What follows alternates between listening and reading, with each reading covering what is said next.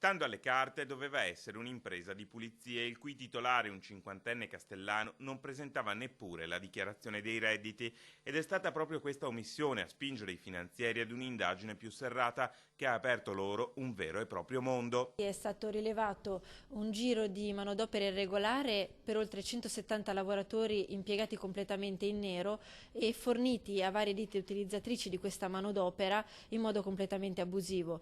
Insomma, la ditta, più che occuparsi di pulizie, agiva come una vera e propria agenzia per la somministrazione di lavoro senza avere i requisiti formali per farlo. Secondo quanto hanno ricostruito i finanzieri, i dipendenti, dei 170 buona parte erano donne, ricevevano un contributo orario minore rispetto a quello che le strutture in cui venivano impiegati pagavano. I dipendenti venivano poi dirottati nel settore metalmeccanico e in quello alberghiero, dalle montagne della Valle d'Aosta al Trentino, passando per la Riviera e il litorale iesolano. Ci sono state importanti violazioni da un punto di vista fiscale, infatti la ditta ha omesso completamente di effettuare le dichiarazioni fiscali dall'inizio dell'attività.